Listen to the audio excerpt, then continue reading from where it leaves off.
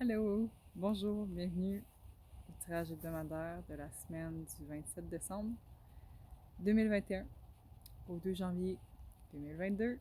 Ouais, on entre dans cette nouvelle année 2022, c'est super excitant. Je sais pas pour vous, moi je trouve ça excitant. Je vous ai tiré quelques cartes et je sentais bien que dernièrement mes tirages étaient un peu trop longs et justement j'ai tiré moins de cartes aujourd'hui. Les cartes ne voulaient pas sortir de toute façon. Donc voilà, ce sera un plus court tirage pour aujourd'hui.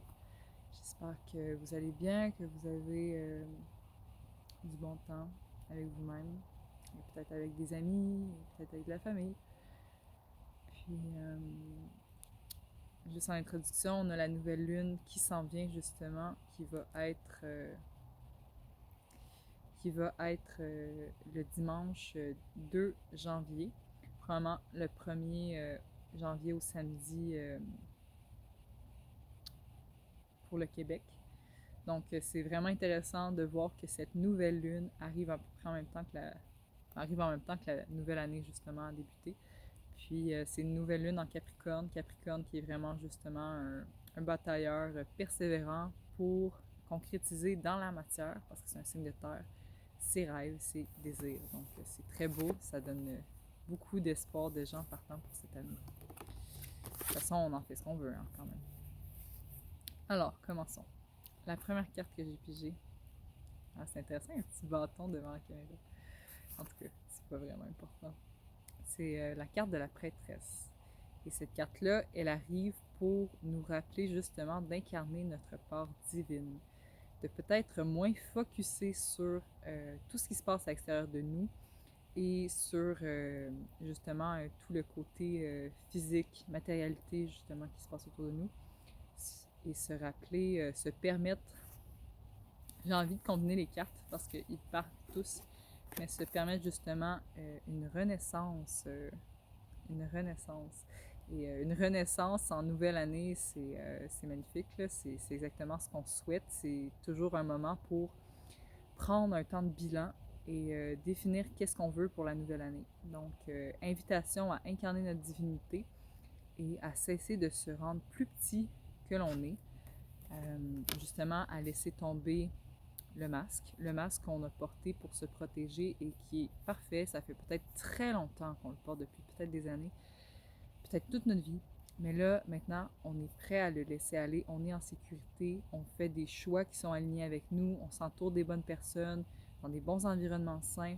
On peut laisser aller ce masque-là. Puis si c'est pas le cas, vous pouvez garder votre masque, faites-vous-en pas, mais dirigez votre bateau vers justement ce que vous désirez pour être en sécurité, pour plus avoir besoin de ce masque-là qui, ben là c'est sûr que c'est un très beau masque, mais qui n'empêche que vous ne pouvez pas être vulnérable justement.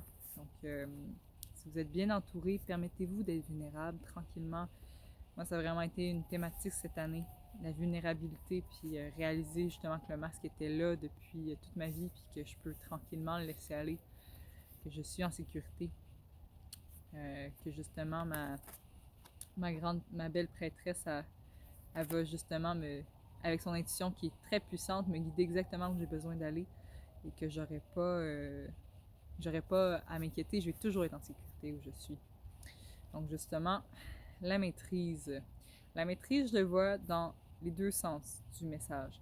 Dans le sens que peut-être que justement parce qu'on cherche trop à être dans le contrôle puis la maîtrise, on est incapable d'enlever notre masque, incapable d'être vulnérable, d'accueillir les parties de nous qui vont vivre des émotions comme la peine ou la colère, puis qu'on aimerait mieux ne pas les vivre parce qu'on pense que c'est des émotions qu'on devrait refouler. Je le vois aussi comme, puis j'ai lu dans le message de la carte, c'est une invitation aussi à reprendre la maîtrise de notre vie. Donc, si on est dans la victimite et qu'on justement focus sur l'extérieur puis qu'on se dit pourquoi moi, pourquoi les choses se passent ainsi, pourquoi j'ai choisi cette famille-là, peu importe c'est quoi, la croyance, sortez de votre victime tout de suite, maintenant. Puis prenez vraiment euh, responsabilité pour votre vie. Dès maintenant, vous allez pouvoir vous créer exactement la vie de rêve que vous voulez, mais il faut commencer par reconnaître votre rôle dans la vie que vous avez, que vous n'aimez peut-être pas. justement. Il y a beaucoup de neige qui tombe sur les cartes. Alors, deuxième jeu de cartes, Renaissance. Renaissance, j'ai presque rien à ajouter, on dirait. C'est comme ça parle tout seul. Mais c'est sûr que c'est ça. Comme c'est une nouvelle année, c'est une occasion de renaître. Renaître à soi-même, renaître dans ses relations, renaître par rapport à son lien avec le monde. Je vais lire ce qui est écrit. Peu importe ce qui survient, vous pouvez trouver de nouvelles ailes. Renaissez des cendres du passé, acceptez le changement positif qui s'annonce. Des phénix, puis une belle lune. Donc, c'est ça. C'est sûr que dans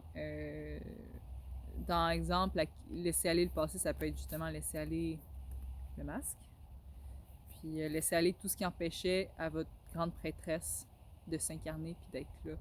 Donc, accueillez le fait que vous êtes un être qui se renouvelle constamment et que vous n'avez pas besoin de vous accrocher aux vieux schémas et à tout ce que vous avez construit autour de votre vie, que vous n'aimez plus, que vous ne voulez plus. Brûlez-le. Brûlez-le. C'est ça que j'ai envie de dire. Ouais, c'est toujours bon faire un feu. De toute façon, brûler des vieux textes, brûler des intentions que vous voulez laisser aller. Ouais. Carte d'un autre jeu. Ordonnance. Je la trouve tellement belle, là. Wow, juste les couleurs. Les couleurs, elles ressemblent beaucoup à celles de l'autre jeu. C'est même intéressant. Il y a deux 24. Deux cartes avec le même chiffre. Deux peut-être accueillir nos dualités, puis 4 ancrées dans la matière. Des choses comme ça. Ordonnance, ben je le vois comme justement... une ordonnance, c'est une recommandation très, très recommandée à suivre et qui en général nous mène vers une meilleure santé intérieure et extérieure. Alors, si je regarde le message, oui, ne regardez pas en arrière avec la colère, ni vers l'avant avec la peur, mais autour de vous avec conscience. Cette carte est juste, je la trouve très juste et très très simple dans son message, qui est justement une invitation à ne pas ressasser le passé, à ne pas victimiser, culpabiliser de vos choix passés et en même temps ne pas non plus être dans l'anxiété de qu'est-ce qui va se manifester parce que ça peut changer du tout au tout si vous choisissez. Mais il faut croire que c'est possible. Si vous n'y croyez pas, ça ne se passera pas. C'est à peu près aussi simple que ça. Donc, justement, des fois dans la vie, on demande des choses. Moi, je reste décidément, des fois, on fait des manifestations, on demande des choses, mais intérieurement, il y a des grandes parties de nous qui sont incapables de recevoir ça. Puis, c'est correct qu'on se pratique à demander, mais de ne pas être en colère envers l'univers si ça se manifeste pas, c'est peut-être parce qu'il y a quelque chose à l'intérieur de nous qui veut pas sincèrement que ça se passe, puis c'est le négatif qui remporte. Donc, l'univers va comprendre que vous n'êtes pas prêt et que vous ne voulez pas cette chose. Dans les animaux totems, on en a 3 cette semaine. Donc, on a l'écureuil. L'écureuil, je vois l'image aussi de récolter ce que l'on a semé. L'écureuil, ça serait récolter ce qu'il a amassé pendant l'hiver. Il est sur ses provisions. Il redécouvre un peu à quoi ressemblait son été, son temps de travail, d'action. Il est là aussi pour nous rappeler d'utiliser temps et énergie à bon escient. Donc, pas nécessairement s'éparpiller, prendre le temps pour les choses qui sont très importantes pour nous, justement. Prioriser, discerner qu'est-ce qui est vraiment important. Et c'est ça, récolter les fruits de ta bonne gestion. Ça le disait, je l'avais pas vu. Le lézard. Ravive tes désirs et tes projets. Élargis ta vision, écoute les messages de tes rêves. Donc, ça peut être justement que vous allez recevoir des messages dans vos rêves, donc portez-y attention.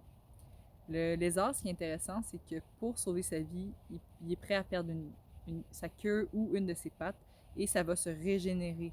Renaissance. Donc, même quand on a une perte, même quand on a un deuil de quelque chose, un membre de nous, ça peut se régénérer. Le lézard en est vraiment la preuve. Puis, dans Ravive tes désirs, tes projets, ben justement que c'est cet optimisme-là de l'avenir. Et enfin, la baleine, qui est comme pour moi la prêtresse, reconnais ta mission et confiance en ton chemin de vie, choisis ta destinée. Donc, justement, elle nous rappelle d'être alignés avec ce que notre âme nous demande, parce que c'est normal, justement, avec le temps, de prendre d'autres voies, d'autres chemins, de faire des détours. Ça fait partie aussi de notre cheminement personnel à chacun. Mais c'est ça, invitation à se rappeler c'est quoi qu'on est, pourquoi on est là, pourquoi on est sur Terre, qu'est-ce qu'on va apporter à l'univers, qu'est-ce qu'on va apporter au monde. Ça peut être simple, ça peut être comme un verbe. Moi, j'ai réalisé que c'est prendre soin. Ma mission, c'est prendre soin. Prendre soin des gens, travailler une foule de façons. De prendre soin de moi. Puis vous, c'est peut-être autre chose. C'est peut-être créer, c'est peut-être bâtir, c'est peut-être réunir, c'est peut-être partager. Il y a vraiment une foule de missions, puis c'est pour ça qu'on est une foule d'humains sur Terre. Alors, en petit résumé, c'est une très belle semaine avec une invitation d'incarner notre divinité et de laisser aller notre victime tous nos remords, culpabilités passées. Une invitation à se permettre de renaître, de délaisser le masque qu'on a porté peut-être depuis très longtemps pour se protéger. C'est aussi une semaine pour c'est se connecter avec les messages de nos rêves, de notre âme, formuler nos envies, nos désirs, puis tout simplement profiter de justement qu'est-ce qu'on a créé de bon dans notre vie et réaliser que ce qu'on sème, on va le récolter. Voilà. Je vous envoie plein